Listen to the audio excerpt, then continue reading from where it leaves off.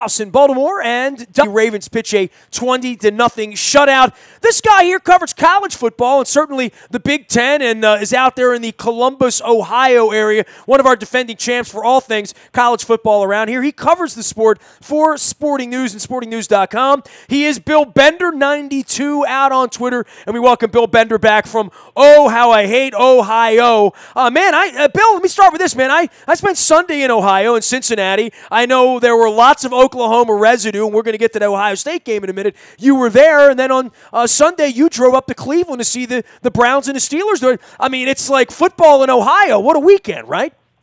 Yeah, it was a busy weekend, but it was a lot of fun. You know, got to see a fun top 5 showdown Saturday, and what a show Baker Mayfield put on, and capped it with the planting the flag that's still being talked about here, but That's fine. And then Sunday, Cleveland and Pittsburgh was a fun game. I know the Browns lost another opener, and they're 1-17 or 18 in openers since coming back, but I would take some hope out of the performance by Deshaun Kaiser as long as they can keep him upright. Well, let's start with college football, and it's not lost on me that the Browns lost. The Buckeyes lost, the Bengals lost, but hey, the Indians haven't lost in a month. So and they beat up on the Orioles over the weekend. But let's talk about Ohio State. Let's talk about the top of the food chain for college football right now, because a lot of things started to move around a little bit over the weekend, certainly with their loss, right? Yeah, I mean, it'll be interesting where they go from here. They're certainly not dead. They proved that in 2014 after the Virginia Tech loss and not losing again, but there's question marks, that's for sure, starting with the passing game. I mean, it was apparent early in that game that Oklahoma had the speed to keep up. Baker Mayfield was the better quarterback. He was making some incredible throws on the road, and Ohio State's offense stalled a little bit. So they're going to have some challenges with Penn State, with Michigan. They can't play like that against Maryland offensively the way the Terps are playing right now. Well, let's talk about the way the Terps are playing, because, I can call you and have you on to talk college football anytime, but it's a whole different thing when you go down to Texas and win.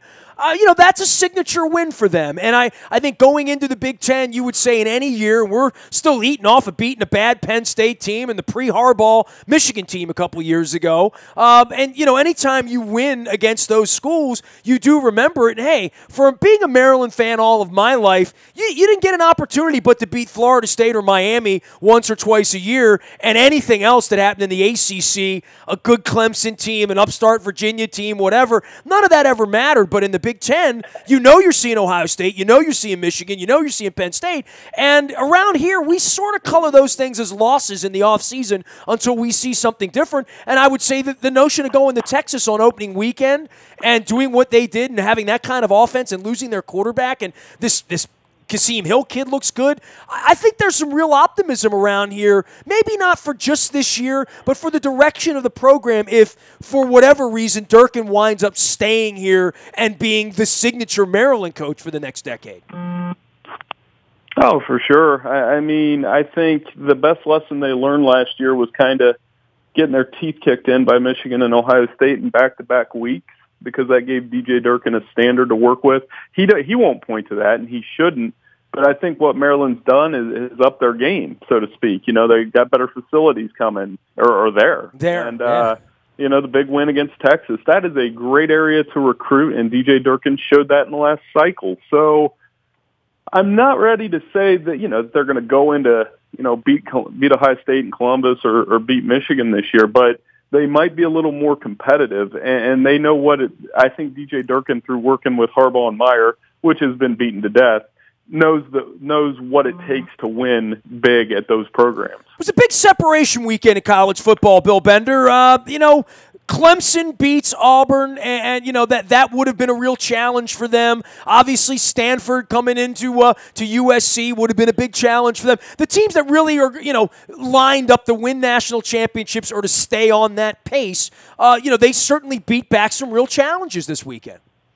Yeah, it is, and it was a fun primetime slate. A little bit of separation, like you said. I think Clemson's defense is outstanding, and if they beat Louisville this weekend, it's just going to me, it just signifies that, we're going to have Alabama Clemson 3. I mean, because Clemson is that good of a program right now, where you wonder if anybody in the ACC can actually beat them. I thought USC was impressive. Oklahoma we talked a little bit about, but, I mean, they kind of threw their hat in the playoff conversation with that offensive line. And then, Georgia beats Notre Dame in a close one. I thought that was one the Irish were going to get. It looked like it was like half of Georgia was there, right? Literally. Yeah, they were fired up to come up to South. Well, it's a college football shrine, you know what I mean? And that was a big win for Georgia because, you know, I've been doing this for 2 years, kind of throwing darts at who's going to be that team that maybe challenges Alabama in the SEC, and maybe it's Kirby's guys. I mean, they've got two good running backs. Fromm played well enough, and I don't think they're going to beat Alabama at the end of the road, but this, in my mind, makes them the prohibitive SEC East favorite. He is Bill Bender, 9-2, out on Twitter. He covers college football for the Sporting News at sportingnews.com out of the fighting city and the licking its wounds city of Columbus, Ohio right now. And you made the drive up to Cleveland. I went from Cincinnati over to Indianapolis for those four Irish lads that play rock and roll music. And, you spent the afternoon with the Browns, and I know you've done this before, and we play them this week. Bill, I mean, is there any reason to be concerned? I mean, certainly the final score was concerning, I would think, for Steelers fans. And the Browns have played the Ravens tough at various points, especially out in Cleveland. But they're coming in here this week, and this looks to be a very, very formidable Ravens defense right now. I'd like to think that the Browns aren't capable of winning this week, but you tell me. Well, if you like AFC North football, as it should be, I mean, the Browns flashed an AFC North defense this week. I know they give up a couple plays to Antonio Brown, but Steelers didn't run the ball well, and Big Ben made a couple plays with his arm. They played keep away, too. Kaiser played well, too, but the Browns have to protect him better. I'm sure, Terrell Suggs and those guys are going to come after him. He took 7 sacks yesterday. That happens with young quarterbacks, but he got hit a lot. I think this is an opportunity for Baltimore to go 2-0, but it's not. You just can't look at the Browns the same way right now as the absolute pushover, which they have been. And if you play poorly, they'll give you a game. They took Pittsburgh down to the wire. They just, Pittsburgh had the ball last, and Big Ben finished the game. Well, they didn't try to run the ball, the Steelers. And, when you look down and see Le'Veon Bell with 32 yards on 10 carries, you'd say, well, Cleveland's defense must have been doing something right there, at least, because, that is their weapon. Now, not stopping Antonio Brown, we've had that problem around here for a number of years as well. He puts up 200 yards, and people say, oh, that's just standard operating. Well, I mean, if he's going to put 200 yards up on you, you're probably going to lose, and that was their mismatch. And clearly, Cleveland's best cornerback was playing for the Steelers on Sunday. Yeah, I mean, Brown's a player, and I've covered a little bit of AFC North football over the last few years, and he can play, and that's their thing. I think the other thing with Pittsburgh, I don't know, Nestor, I don't know what the line was between Cleveland not being able to protect and Pittsburgh with a outstanding pass rush with T.J. Watt in the mix, getting a couple sacks. So that's why you try not to overreact too much to week one. It's like you're talking about the Ravens, Dalton turns the ball over 5 times. You could make the case right now, because it's after week one, that Cleveland's a better football team than the Bengals, but I don't know if that's true. And I've lived here in Ohio long enough to know you wait a couple weeks before making that assessment. Well, it is funny you'd say that, because I was down in Cincinnati and all the empty seats.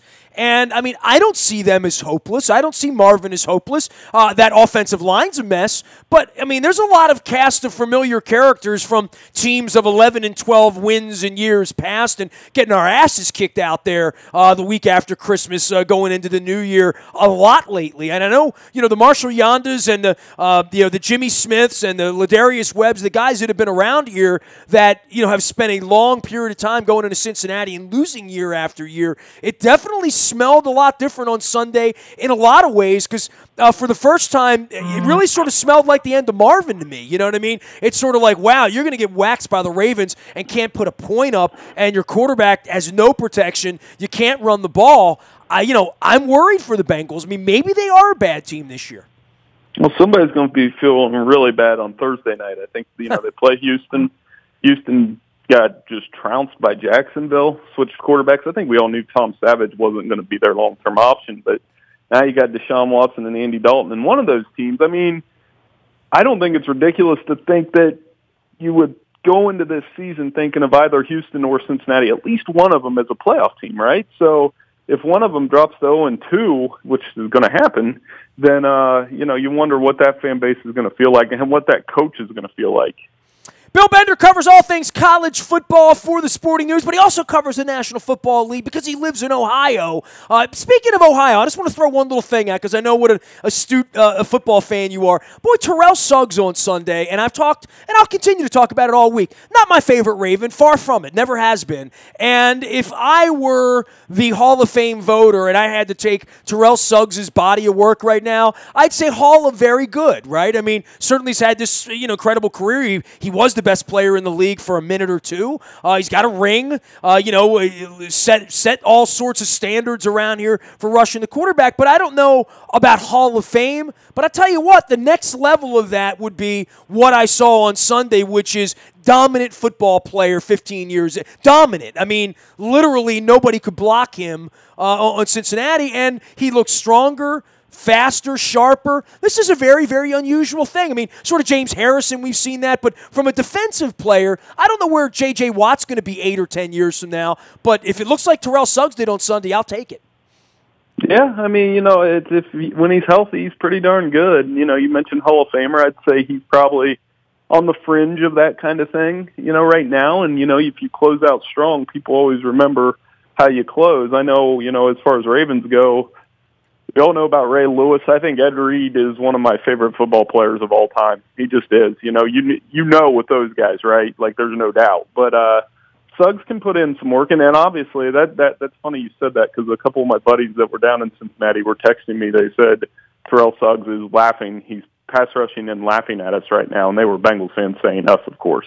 Well, but it's incredible because, I mean, he's had the Achilles problems. He's been a bigger guy. He's been a guy that, has lots of other interest outside of football, quite frankly, and, a guy that was a bit of a ghost in the offseason around here for long, long stretches. To see him do this says to me, like, he wants to be taken seriously for Hall of Fame consideration, and watching Ray Lewis get his bows, 4 months from now, that's kind of an amazing thing at the end of a career. I mean, Steve Smith sort of did that, right? Steve Smith's 3 years in Baltimore probably helped him a ton to be a Hall of Famer, right? Baltimore's a good place for veterans like that, like a Steve Smith, like a guys that Eric Weddle, right? How about that? Exactly. Weddle's another guy that fits the description because I think John Harbaugh is an excellent coach at dealing with veterans because there's no babysitting. There's no those kind of things. They know the standards. He probably works well with those kind of guys. And, certain franchises that works. Others, guys kind of go to there and just kind of close out their career as a rent-a player. But that's certainly not the case at Baltimore. Those guys have been able to contribute. I mean, Anquan Bolden on some level. I mean, I thought he could still play this year even though he retired. Well, I mean, you mentioned rent-a players, how about a Peppers, right? I mean, you know what I mean? Or, guys that moved around and, Suggs has stayed still all this time. I mean, I think there's something to be said for the way he's playing right now that we should be talking about him in a Hall of Fame breath because I don't think we've ever, we always mention Ray Lewis and Ed Reed in those terms and John Ogden. From the minute they were here, it was always Hall of Fame, Hall of Fame. At some point, you need to talk about that with Suggs, right?